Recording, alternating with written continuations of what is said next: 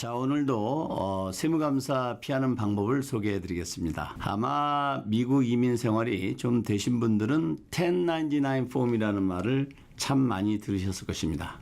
1099 폼은 일정의 서비스를 제공받은 대가에 대해서 급료가 아닐 경우 받는 폼이죠. 그리고 투자를 통해서 발생된 소득으로 이자, 배당금과 같은 소득에 대해서도 받게 되는 폼입니다. 1099 폼의 종류가 다양합니다. 이자 소득이 발생했을 때 받는 1099 폼은 끝에 INT가 붙어 있습니다. 그리고 배당금 소득에 대한 것은 배당금이라는 의미의 디비던드를 줄여서 1099 DIV라고 붙어 있고, 세금 환불금은 G, 펜션은 R, 그리고 커미션과 하청업을 했을 때 받는 1099 폼에는 끝에 miscellaneous를 줄여서 MISC가 붙어 있습니다.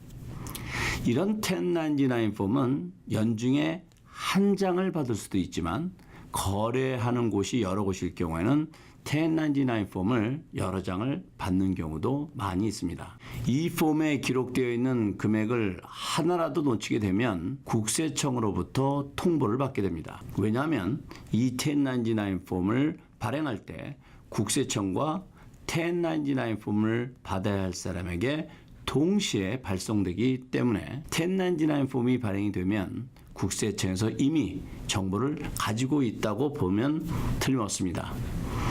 따라서 국세청에서는 이미 정보를 가지고 있는데 1099 폼에 기록되어 있는 소득이 소득세 신고서에 포함되지 않으면 국세청에서는 아주 쉽게 소득 누락을 찾아낼 수 있게 됩니다.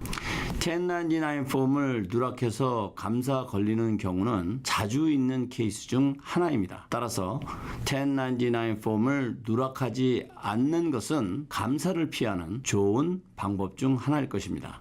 이것뿐만 아니라 비슷한 개념의 폼으로 1098 폼이 있습니다. 이것은 주로 주택 융자금에 대한 이자, 즉 몰기지 인트레스트를 은행 등에 납부했을 때 은행과 같은 금융기관에서 주로 발행하는 폼입니다. 1099 폼을 받으면서 소득세 신고를 하지 않는 경우 감사 걸릴 확률이 높아집니다. 왜냐하면 1098 폼을 받았다는 얘기는 주택 융자금 이자를 지급했다는 말인데, 소득 신고를 하지 않게 되면 국세청에서는 소득 없이 이자가 지급되는 것을 의아하게 생각해서 감사를 하게 되는 것입니다. 뿐만 아니라 1098에 기록되어 있는 금액보다 현저히 소득을 작게 보고하는 경우도 문제가 될 수 있습니다. 정리하면 1099 폼이나 1098 폼에 대한 정보를 국세청에서 가지고 있기 때문에 이와 관련된 소득은 반드시 보고해야 세무감사를 피할 수 있습니다.